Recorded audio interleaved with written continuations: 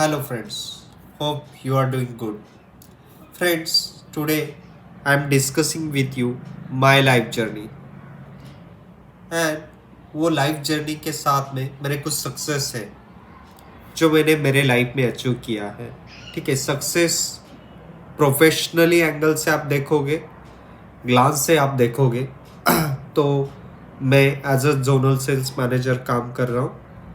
सो journey start होती है medical representative, ASM, RSM and like ZSM.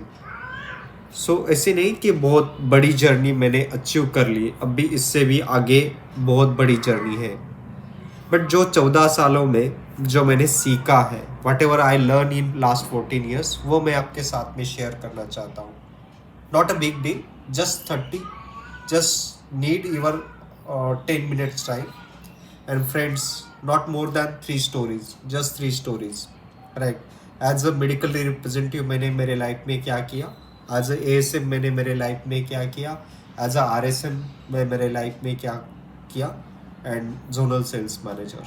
सो उसके बाद का तो डिफरेंट एंगल पे जर्नी का डायरेक्शन चेंज हो जाता है. बट सबसे बड़ा चैलेंज एंड सबसे बड़ी मेहनत जो लगती है, जो मेडिकल रिप्रेजेंटेटिव टू एक मैनेजर लेवल पे जाने का जर्नी जो होता है, और सक्सेसफुल एएसएम के बाद में आप स्विच ओवर करते हैं एज आरएसएम, वो माइलस्टोन काफ़ी इम्पोर्टेंट है. उसके बाद में the maturity of the business understanding and other way of your maturity in vertical way also. उसके बाद में आपको आगे के प्रमोशन मिलते हैं, how much you ready for that. So friends, let's talk on the medical representative job. Medical representative job में एक बड़े नाम के, बड़े प्रोफाइल, बड़े डेजिग्नेशन के साथ मैं उसको जोड़ना चाहता हूँ, और मैं उसको बहुत रिस्पेक्ट करता हूँ. मेडिकल रिप्रेजेंटेटिव ये जॉब एक सीओ टाइप का जॉब है, जिसमें बहुत सारे डिफरेंट एंगल है. ठीक है, you have to look at the customer, you have to look at to distributor, you have to look at the management, you have to look at the marketing, right? and ये सबके साथ में आपको सबको पकड़ के रहना पड़ता है, राइट? सो बहुत सारे उसके एनालिसिस बनते हैं, और बड़ी बड़ी कंपनी की बड़ी बड़ी पोस्ट ये जॉब के ऊपर निर्भर होती है. तो मैं तो उसको बहुत रिस्पेक्ट करता हूँ. पहले आप मान लो, please respect your job. So let's come on how to be a very successful medical representative in your life. मैंने जर्नी स्टार्ट की थी एक विलेज से. मैं आता था मेरे गांव से, तो मुंबई में आया. महाराष्ट्र का, नॉर्थ महाराष्ट्र में नामदास दुमाला करके विलेज है, वहाँ पे मेरी सब पढ़ाई हुई. मैंने आईटी किया, बीए इंग्लिश किया पुणे यूनिवर्सिटी से. उसके बाद में थोड़ा महिंद्रा एंड महिंद्रा में काम किया, थोड़ा सा लाइफ के साथ में टेस्ट किया खुद को. मेरे में सेल्समैन था, एंड वो कीड़ा है मेरे में. आई डोंट नो, उसके लिए स्किल शायद टाइम के बाद डेवलप होते हैं, बट मैं ये बताना चाहता हूँ आप लोग को, right? So as a medical representative जो मेरी जर्नी रही, उसका मैं आपको बताता हूँ अभी कैसे आप कर सकते हो.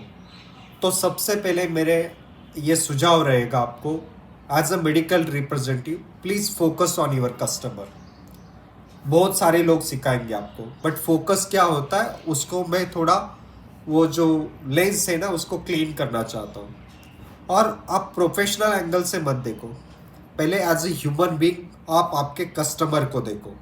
किसी भी फील्ड में, शायद दूसरे फील्ड के लोग अगर ये वीडियो देखते हैं, पहले आप कस्टमर को देखो, उसको जानो, पहचानो, उसका है, उसको रिकॉर्ड करो अपने दिमाग में. किस टाइप से बात करता है, किस चीज़ की तरफ वो ज़्यादा अट्रैक्ट होता है, किस चीज़ उसको के तरफ वो अट्रैक्ट नहीं होता है या पसंद नहीं है. उसका अटायर से लेके उसके बिहेवियरल सब एंगल से उसको देखने की कोशिश करो, उसको सीखो. और ये कस्टमर बहुत इंपॉर्टेंट होता है अपने लाइफ में. Customer he, please underline this line, customer यही होता है जो आपको बिजनेस सिखाता है. राइट। और कोई छोटे कस्टमर के पास ज़्यादा टाइम स्पेंड मत करो। अगर वो कस्टमर आपको कुछ सिखा सकता है तो जरूर, कस्टमर कोई छोटा बड़ा नहीं होता है। बड़ा मैं इस एंगल से बता रहा हूँ, जो सबसे टफ कॉल है, सबसे टफ कस्टमर है, ठीक है, तो उसको कन्वर्ट करने का देखो। अगर एक बार आपने उसको कन्वर्ट कर दिया तो आप बाकी के सब कस्टमर कोड क्रैक कर सकते हो। That you can do very easily. So please focus on the big customer if you want to be a succeed in this profession, right? So that is a very important message. How? So उसके लिए regular visit तो बहुत important है उसके लिए, क्योंकि आपको जानना होता है उसके बारे में। तो वो कस्टमर के साथ में वो किस, उसका सर्कल क्या है वो पहचानो।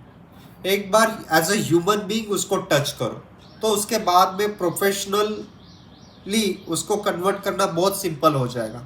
जब तक आप एज अ ह्यूमन बीइंग उसको टच नहीं होते, you can not convert him.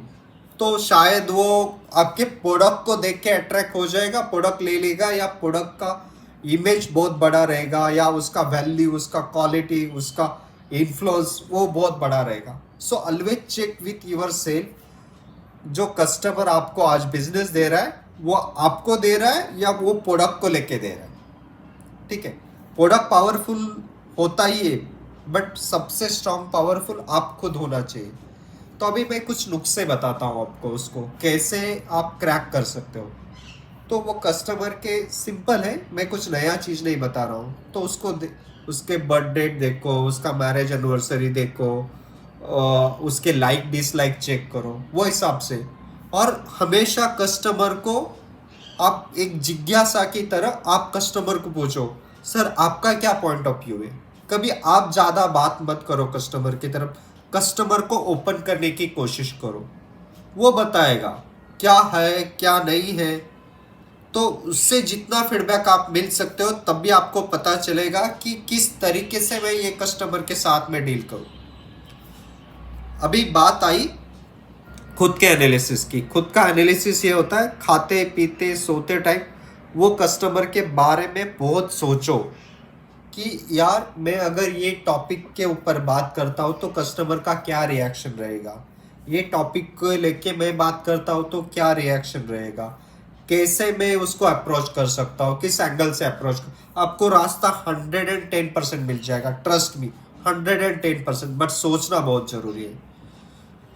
सो इस तरीके से आप कस्टमर को ग्रैब कर सकते हो। और कस्टमर देखो, ये कस्टमर जो होता है ना, जैसे मैंने पहले बोला, कस्टमर ये आप खाली एक प्रोडक्ट के लेके ये मत देखो, वो कस्टमर आपको 10 कस्टमर दे सकता है। ऐसे कस्टमर को पहले क्रैक करो। अगर आप फास्ट ग्रो करना चाहते हो तो उसको बोलते हैं इन्फ्लुएंस मार्केटिंग। वो बड़ा कस्टमर इसके लिए जिसको फॉलो करने वाले बाकी लोग भी है, या आप अगर वो कस्टमर को कन्वर्ट करते हो, जैसे मैंने पहले कहा कि बाकी के कस्टमर कन्वर्ट करना बहुत बड़ी बात नहीं है, दैट इज़ वेरी सिंपल। वो आप एक बार वो स्किल सीख गए, आप कर सकते हो। सो नाउ आपने ये सब कुछ बनाया, आपका सेल अच्छा ग्रूमिंग होने लगेगा, 3x जैसा आपका सेल बढ़ने लगेगा, ठीक है, क्योंकि बाकी भी आपको सपोर्ट कर रहे हैं, वो कस्टमर भी सपोर्ट करके आए, उसके जो वो मार्केट को इन्फ्लुएंस करता है वहाँ से भी रेवेन्यू आ रहा है, तो आपका एक अच्छा इमेज बन जाएगा। और जो फीडबैक, अभी ये बात हो गई मार्केट की, ठीक है, सेल्स नंबर आपके बढ़ रहे हैं, आपका इंटरनली बेनिफिट कैसे करेगा? आपको इंटरनली बेनिफिट ये इस तरीके से करेगा कि वो फीडबैक जो होता है आप आपके कंपनी में शेयर करो। That is very important. आपको इमेज 2 जगह पे बनानी है, एक मार्केट में बनानी है, एक विद इन आपके ऑर्गेनाइजेशन में बनानी है। तो ये काफ़ी इंपॉर्टेंट है। तो वो फीडबैक आप आपके बॉस के साथ में, आपके मार्केटिंग टीम के साथ में, आपके बाकी जो स्टेक होल्डर्स है उनके साथ में शेयर करो, तो उनको एक ऑनेस्ट फीडबैक मिलेगा कि हमारे कस्टमर अपने ब्रांड को कैसे देखते हैं, क्या एरिया ऑफ इम्प्रूवमेंट है। तो आपका बॉस भी आपको एक वैल्यू देगा। आपका इंटरनल जो स्टेक होल्डर्स है, मार्केटिंग्स हो गए, डिस्ट्रीब्यूशन चैनल हो गए, स्टॉकिस्ट हो गए, या B2B बिजनेस जो करते हैं, वहाँ पे आपको एक रिस्पेक्ट मिलेगा। यार बंदा खाली सेल्स नहीं करता है, बट जब भी बात करता है कुछ फीडबैक लेता है, तो वो आपका एक रेपुटेशन बढ़ेगा। ठीक है, वो बहुत ज़रूरी है। और खुद को भी एक डिग्निटी मिलती है मार्केट में, बिकॉज आपके पास बहुत सारा इंफॉर्मेशन होता है। मनी आपको प्रोफेशनल जर्नी डेजिग्नेशन से शायद पैसा मिल जाए, बट जो रिस्पेक्ट होता है ना, वो बहुत बड़ी चीज़ होती है। उससे आप बहुत कुछ हासिल कर सकते हो। अभी बात आई एएसएम की। ये सब करके फिर कंपनी आपको रिकॉग्नाइज करती है, मार्केट आपको रिकॉग्नाइज करता है, तो आपका एक अच्छा रेपुटेशन बन जाता है। जब भी आपका नेक्स्ट रोल के लिए अपॉर्चुनिटी, तो आप फर्स्ट रैंकिंग में रहते हो। ठीक है, पहले 2-3 लोग रहते हैं ना, बनना तो 10 लोग को होता है, बट पहले 1-2-3 लोग में आप रहते हो हमेशा। ठीक है, देन इट्स योर कॉल कि आपको लेना है नहीं लेना है। एक बार आप विश करते हो लेना है, आगे जाना है, देन कंपनी मोस्ट वेलकम करती है आपको। अगर वो नहीं बनाती है तो मार्केट से बहुत ऑफर आते हैं, ठीक है, आपको पास। बट मैं एक ही कंपनी में 14 साल तक मेरी जर्नी रही है। जॉब स्विच ओवर करना बहुत बड़ी बात नहीं है। ठीक है, शायद आपको एक्सपीरियंस अलग से मिल जाए, बट विद इन ऑर्गेनाइजेशन आप डिफरेंट डिफरेंट डेजिग्नेशन पे काम करते हो ना, उसका मजा कुछ अलग है। मैं कंपैरिजन नहीं करना चाहता, but just now I am come to on stick on the area sales manager. तो एरिया सेल्स मैनेजर जब मैं बना, सेम चीज़ मैंने डिफरेंट वे से की। तो मैं मेरे टीम के साथ में बैठता था। मैं सैटरडे मंडे मेरे टीम को लेके बैठता था, गार्डन में लेके बैठता था, उनके साथ में डिस्कस करता था प्रोडक्ट के बारे में। क्योंकि मैं भी साइंस बैकग्राउंड से नहीं आता है, जैसे मैंने पहले बोला, बट मैंने सीखा। क्योंकि बहुत सारे लोग होते हैं वो साइंस बैकग्राउंड से आते हैं, खुद पढ़ के जाता था, उनसे सीखता था, उनको सिखाता था इनसे हम एक दूसरे से सीखते थे। फिर एक एक टॉपिक को लेके हम बात करते थे, जहाँ पे क्लिनिकल कम्युनिकेशन में कुछ चेंजेस करना है, मार्केटिंग का कुछ पॉइंट ऐड करना है, वो सब हम करते थे। फिर मैंने वहाँ तक लिमिटेड नहीं रखा, तो हमने मेरे जो पिलर थे, ठीक है, क्योंकि उनके टफ कॉल तो मैं उनको हेल्प करता था ही, बट मैंने मेरे जैसे और लोग बनाए। ठीक है, आज अगर आप देखते हो, जस्ट मैं बता देता हूँ, वो सब प्रमोट हो गए। मेरे टीबीएम भी प्रमोट हो गए, मेरे एएसएम भी प्रमोट हो गए। जब मैं आरएसएम हुआ था तो सब लोग प्रमोट हो गए। तो इवन मतलब जब आप एएसएम बनते हो तो अटायर भी बहुत मैटर करता है, कम्युनिकेशन ऑल्सो बहुत मैटर करता है, आपका सोशल मॉरल वैल्यू बाकी सब चीज़ें हैं, बहुत वैल्यूज़ करते हैं। क्योंकि आपके कस्टमर हमेशा रेफरेंस से क्रिएट होते हैं। Please note that. इनडायरेक्टली आपको लगता है मैं गया, कॉल कर दिया, डॉक्टर कन्वर्ट होगा, ऐसा नहीं होता है।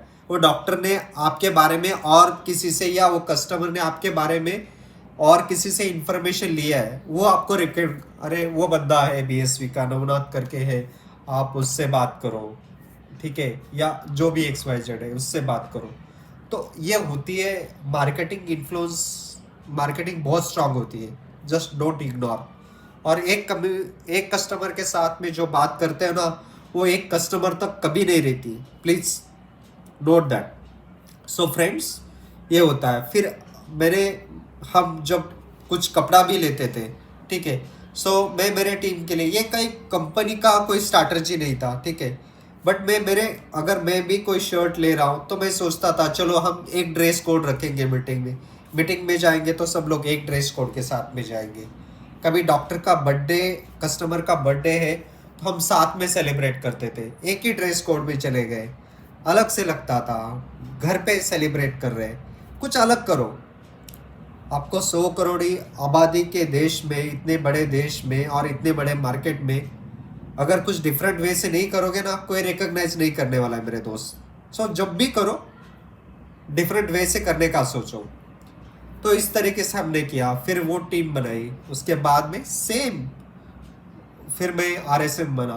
सो फिर मैं मेरे एएसएम को लेके बैठता था, एएसएम के साथ में बात होता था, मीटिंग होते थे। अकाउंटेबिलिटी पे आ गई बात।